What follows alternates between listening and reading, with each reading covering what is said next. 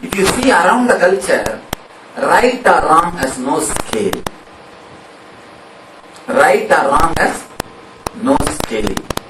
It is only agreement between human beings. That's all. You will not kill me because I should not kill you. You should not kill me so that I will not kill you. Let us have an agreement. Killing each other is wrong. That's all. All our laws are just agreement between ourselves. Over.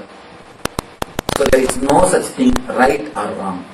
We often have a conflict when we bring up our children. How do we teach them? Because society puts so many shoulds and buts into us. So that time there's a way. We should only give them consciousness. We should give only intelligence. We should never give should not. Try your best to avoid shoulds and should not. Give them only intelligence. More than that, nothing can be done. Let me explain one small incident. Once, when I was talking to some of our devotees, I explained the whole delivery process very clearly. How the child is born. Very clearly. Our devotees got shocked. How did you see? When did you see? It's nothing. When one nurse went to attend a delivery, I just put my consciousness in her eyes. Saw the whole clipping and downloaded it. That is the same thing Shankara did. Shankara never entered into his body. Shankara just put the consciousness to see what happens. First thing. So it is not Shankara himself entered. Shankara can handle the body. One more thing. See, as I am handling this statue, I can handle this body. That is what myth. It's just a myth. It is just a myth. One thing. As I can handle these two instruments, I can handle 2-3 bodies. You understand? I can handle 2-3 bodies. I am handling this body, I am handling that body, I am handling so many bodies. Handling so many bodies only I am healing. Otherwise breathing healers can heal. What healers are doing? All our healers know except putting your hand and remembering what else you are doing. And so many people are coming and telling me, just the other day, the Karikul ASP, 11 people, chronic patients who have been healed by Chinnaya, they are all standing in the ASP. 11 people, our auditor Chinnaya healed. What are the cases? You can't imagine, paralysis cases and leg swelling cases, simply healed. And they are all there in the ASP. So how can this happen? Just as I am handling these things, as I am handling this body, that bodies are getting handled. That's all. That's all, nothing else. So Shankara never lost his brahmacharya. No. What Shankara has done is not a sin. That's one thing. And moreover, there is even no need to use another one body and know the information. Simply can download. Once a master becomes enlightened, he can download anything from anywhere. I think not only no need for removing the mala and going to the bathroom, he can download any information from anywhere. Any information from anywhere. One more thing, when I hold the hands of people, I just see their energy, information or guidance. Sometimes you can see, suddenly I will drop the hand. Why? Blue film is running inside. Blue film is running inside. All their past is coming up. All their past is just getting fast forwarded or reminded. That's the reason I take out my hand. After a few minutes you will see again I will hold him. Let the scene be finished, then So it's simply, why I tell this, simply you can download any information. So there is no need for Shankara to go into the body and bring the information. That itself is, there is no need. And even if he has entered into the other body and used the other body, there is nothing like a sin. He has just brought the wisdom. I don't know why this myth is written. That's one thing. Let me come to my head. Let me come to my subject. How can a sannyasi, a man who had a first spiritual experience before the age of 12 and who lived throughout his life as a Swami, can describe so clearly step by step? Huh? You said Let me explain. Understand a small example. A normal man who is using the house knows only if you switch on this light, this switch, light will burn. If you switch on this switch, fan will run. If you put on this switch, then speaker will run. Speaker will work like this. But a man who is an electrician, he knows the whole circuit. He doesn't have to come and switch on and off every switch and see. There is no need for him to live in the house to understand which switch will do which operate which fan or which switch operate which light or anything. He knows the whole circuit. He doesn't have to come and operate and he doesn't have to come and live. He knows the whole circuit. The person who is living, even if he lives 30 years in the same house, he will not know the circuit. He will not know the circuit. He knows only one thing. Switch on, switch off. Switch on, light will burn. Switch on, fan will run. He knows only switch and the outcoming product. He knows only sets and bits, that's all. He doesn't know the circuit. How it starts growing, how it starts going to the peak, and how it reaches the peak, and how it works. The normal man can live 30 years, he will never know the circuit. But an enlightened man is not only electrician, he is electrical engineer who creates the circuit. Not even electrician, electrical engineer, he knows the total circuit. For him, there is no need to come and just switch it on and switch it off.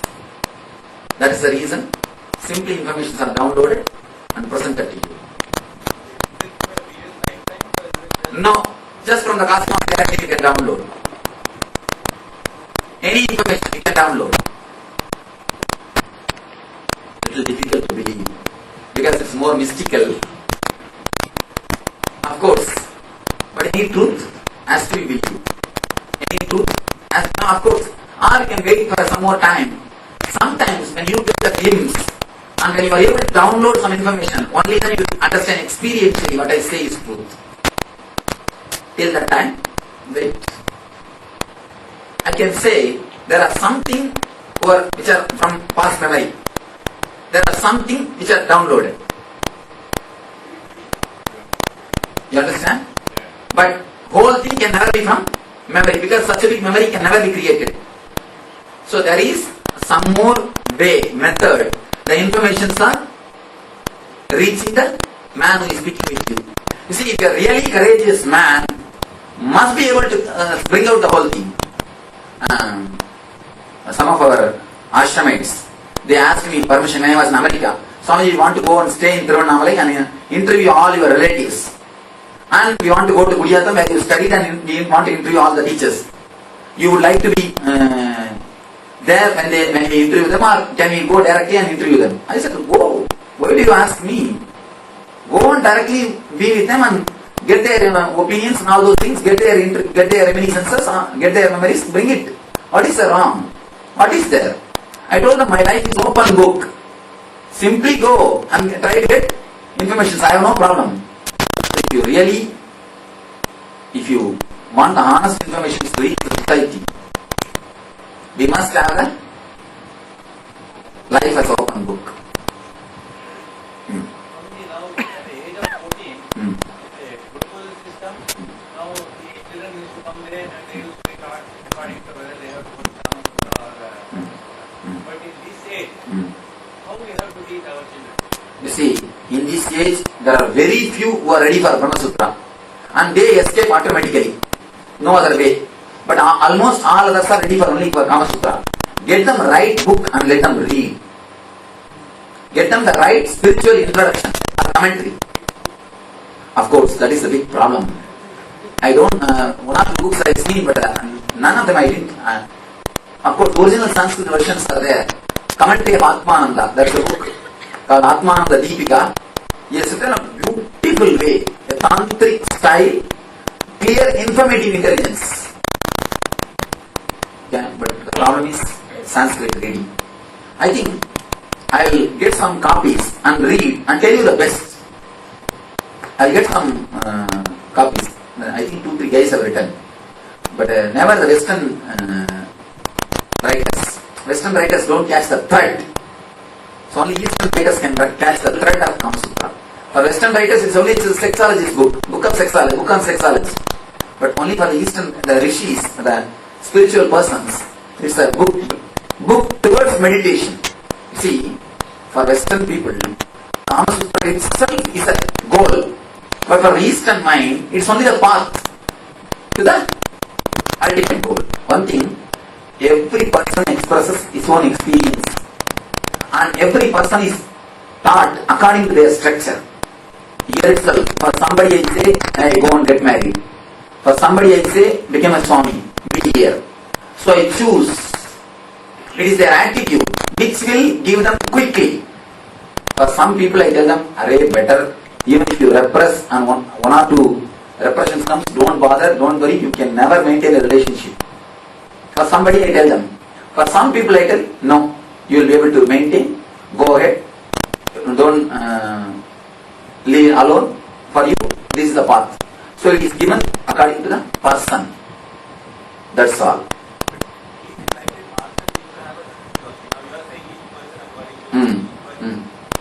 Of course, even if you bother about each master, you have to ask only them. I don't know why. But from me, from my point, this is the point. I decide according to individual. For somebody, I decide sannyas life. For somebody, I decide married life. For somebody, I tell them, you neither take sannyas nor marry, you just be there. For some people. So I decide based on the persons. Why they decided, I don't know.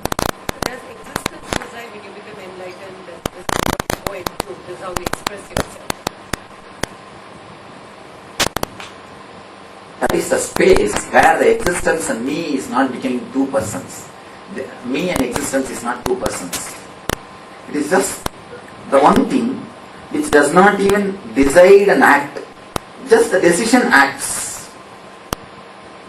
When you say you decide, intellectually you decide, then your body acts, then the result happens. There, it's not like that. It's like a one bubble of energy comes and opens. That's all.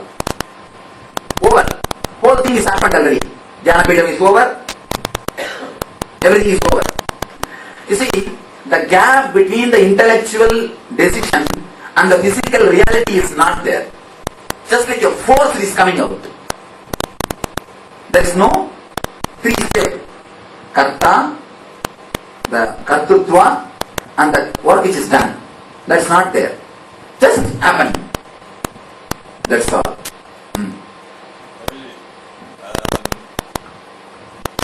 Suppose, we talked about a particular knowledge, it goes similarly to him. And then occasionally we travel, say, to Kanjipuram.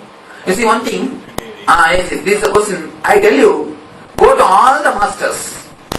I always tell this to people. Even in my books you can read. I tell always to the people, go to all the masters. People who don't have confidence on their stuff only say, don't go here, don't go there. People who don't have confidence on their shop, it's not like a shop. Don't go to that shop if you come to this shop. No. I tell, and one more thing, I tell our people, at least verify with 5-6. Check out. Check out at least 5-6 systems. Only then you will understand which system pleases you. And people ask me, Swami, should I follow you? I said, no. As long as this question is there, don't follow me. Once, when the question disappears, automatically you will be just pulled. Then, automatically you will follow me. People ask me, Swami, should I remember you? Should I meditate on you? Never. If you can't forget me, only then I am your guru. If you can't forget me, I will be there just with you. You will not be able to forget. Only then I am your master. Never. If it is in the level of should I remember or should I not remember, forget. Never. One thing, never think or feel that I will be offended if you go to some other person or some other master. No. I will never be offended. Go around. Automatically, somewhere your heart will be attracted. You will just pull, then fall. Ramana says beautifully, whenever you go, wherever you go, say neti, na iti, this is not. Try to push with your maximum intellect, at some place you will not be pushed, you will fall there, over. True enlightenment believes in his confidence. Whomsoever is supposed to be helped by me, they will come. Otherwise, okay. See, if you will be really helped by me means, naturally your heart will be attracted. You can go around anywhere, you will see your heart will be with me. Don't bother. If you are not going to be helped by me means, naturally your mind will drop from me. Over. If your heart feels a deep tune, love for me, be here. If it does not feel, say beautiful goodbye. What is wrong? Nothing wrong. Let us depart with a beautiful face so that whenever somebody we meet, we can have at least have a hello. Hello, how are you? How do you feel? How are you doing? At least we can exchange a beautiful word. Nothing wrong. Am I right? Over. See, even if you depart, nothing wrong. So we can tell each other. You see, Swami, this much of time, I think you have helped me. Now I think I have to go on my own, or I find some other person who can help me more. So by over, whenever I find time, I will speak to you. Whenever I get time, I will be happy to have. That's all. What is brahmacharya? Exactly.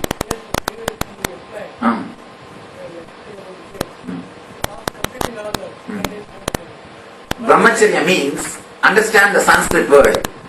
Please understand, brahmacharya does not mean celibacy.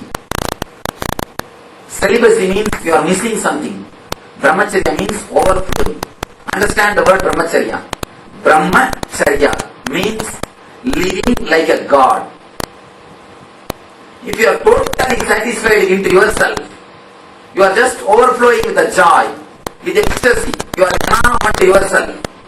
That is the state what I call brahmacharya. That is the state what Upanishad Rishis call as brahmacharya. Rishis are brahmacharis. Please be very careful. When I say brahmacharya, the man is just overflowing. Sometimes he may give his space for somebody. He may not give his space for somebody. Brahmacharya is no way related to outer wife or outer celibacy. If you are really living the happy, joyful ecstasy, you are brahmachari. Please be very clear. Never think if you live in the house, if you live in the home, you cannot become brahmachari. Brahmacharya is no way related to outside celibacy. One more thing. Outside celibacy is no way related to the inner growth. Almost outside celibacy is no way related to inner growth. I prescribe some people not to marry, not for the sake of that if he marries, if he is in the sex, then he will not be able to progress in the spiritual life. Not for that sake. He cannot handle one more relationship. He himself is not mature. He will not be able to handle the relationship. For that purpose only I tell him, don't marry. Are you clear now? Physical sex is no way related to brahmacharya. Brahmacharya means living like a god on this planet Earth. You are just overflowing. You are just totally fulfilled. When you are totally fulfilled, you don't need anybody. You are just with yourself. Over. That's what is brahmacharya.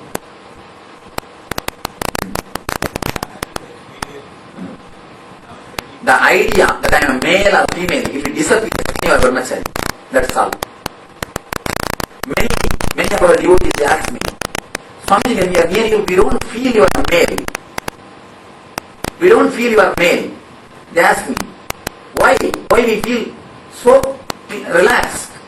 One thing, women has got basically an intuition. Because they have to continuously protect themselves. So, even a small part of the people is they are identified. Am I right? They have got a deep intuition. They know each and every movement, where you look, where your eyes are falling, where your hands are moving, what's your body language. Never think women are dumb. If you think you are dumb, they are very sharp because they have to protect themselves. The mechanism is given to them because they have to protect themselves.